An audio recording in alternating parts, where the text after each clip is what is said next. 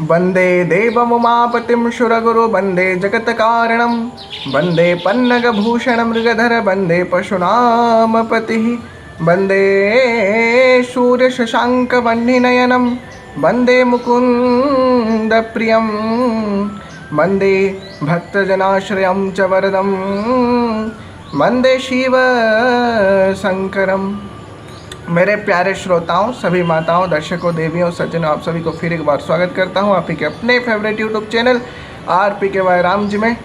फिर एक बार श्रावण सोमवार के और एक अध्याय में मैं आपका प्यारा चहिता साथी प्रियांशु हमारी फिर एक बार आज हम बात करेंगे फिर एक बार भूत भावन भूतेश्वर कालाधिपति महादेव के विषय में।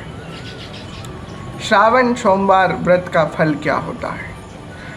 जो श्रावण सोमवार के व्रत करते हैं उनके सारे मनोकामना भगवान कालाधिपति महादेव पूरा करते हैं, और जो भी उनको भक्ति में स्मरण करता है उसकी हर मनोकामना हर इच्छा पूरा करते हैं भगवान आशुतोष। वो शीघ्र ही संतुष्ट हो जाते हैं, इसीलिए ही तो उनको आशुतोष कहा जाता है। देवता बार बार परीक्षा लेते हैं, लेकिन महादेव बिना परीक्षा लिए भी परीक्षा लेते हैं, लेकिन कभी कभी बिना परीक्षा लिए भी इतना दे देते हैं कि भक्त समेटे समेटे थक जाता है। एक गांव में एक माँ और बेटे रहते थे। बेटा बड़ा हुआ, उसकी शादी कराई गई और एक बहू आता है उसके घर में। बहू परम शिव भक्त थी। जब श्रावण का महीना आता है, सोमवार के दिन जब मंदिर जाता है, मतलब जाना चाहता है पूजन करने के लिए, तो उसकी सासू जी, उसकी सासू माँ उसको रोक लेती है। आड़ा टेढ़ा शब्द कहती है और कहती है, घर का काम कौन करेगा, जाओ पानी लेने के लिए। तो पानी लाने के लिए जब भेजती हैं तो इस बात पर यह कहना चाहता हूँ प्यारे श्रोताओं कि कुछ सास ऐसी होती हैं कि वो अपने बहू को नौकरानियों की तरह खटाती है, लेकिन बहू घर की नौकरानी नहीं, लक्ष्मी होती है। जिस घर में बहू को सताया जाता है उस घर से माता लक्ष्मी तुरंत प्रस्थान कर जाती है। इस बात को हमें स्मरण में रखना चाहिए। अगर अपने बेटी को हम स्नेह कर सकते हैं तो अपने बहू को भी कर सकते हैं।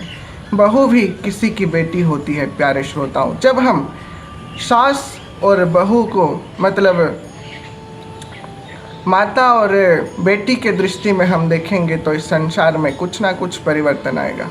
जब एक सासू अपने बेटी और बहू में परिवर्तन मतलब पार्थक्य अंतर नहीं करेगी, तब ही इस संसार का कुछ सुधार होगा। जैसे वो उसके बेटी को देखती है, वैसा उसके बहू को भी उसको पूछना चाहिए। तब ही एक बहू उसकी सासू जी को उसके माता का स्थान देगा। तो उसको पानी लाने के लिए भेजती हैं। उसका मन दुखी था, शिव जी का पूजन नहीं कर पा रहा था। तो दो स्त्रियां जा रही थी पूजा की थाली लेकर भगवान के मंदिर। तो उस बहू के मनोदशा को देखकर उसको पूछती हैं कि कारण क्या है। उसको मतलब उन दोनों स्त्रियों को सारा का सारा वृतांत बता देती है। तो दो स्त्रियां कहती हैं कि हमारे साथ चलो, छिप छिप के हम भगवान की पूजा करेंगे, किसी को कानों कान पता नहीं चलेगा, तुम हमारे पुष्पों से भगवान का पूजन करना।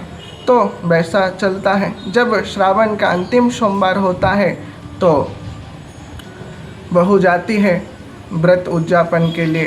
तो उद्यापन करते समय आखिरी में उसके जो नाक का सोने का जो आभूषण था, नथनी जिसको हम कहते हैं, उसको भगवान को अर्पण कर देती है।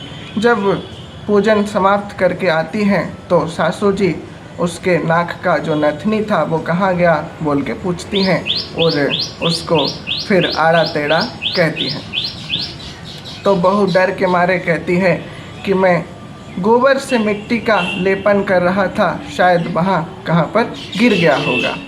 तो जाते हैं और फिर सासू जी एक मिट्टी का गोला उठाती हैं और देखती हैं एक नथनी वहाँ पे उपलब्ध है। फिर बहू एक मिट्टी का गोला उठाती हैं, वहाँ पे भी एक नथनी मिलती है। जितना मिट्टी का गोला उठाते हैं उतना ही नथनी मिलता है। तो सासू जी चौंक जाती हैं और बहू से पूछती हैं कि इसका कारण क्या है। तो बहू सारा का सारा वृतांत बता देती हैं। तो सासू जी फिर भगवान शंकर के आगे हाथ जोड़ देती हैं, बहू भी जोड़ती हैं। फिर भगवान शंकर का श्रावण का सोमवार दोनों मिलकर करती हैं और उनके घर में सुख समृद्धि आती है। ऐसे होते हैं ओगरदानी कालाधिपति कैलाशपति महाकाल। जो उनको सच्चे मन में स्मरण करता है उनको वो सच्चे मन से ही देते हैं। भगवान के पास कभी भी छल छिद्र और कपट नहीं होता। राम जी भी कहते हैं, निर्मल मन जन सो मोहि पावा, मोहि कपट छल छिद्र न भावा। जिनके निर्मल मन है वही भगवान को पाते हैं। इस विचार के साथ फिर आऊँगा कुछ नया प्रसंग में।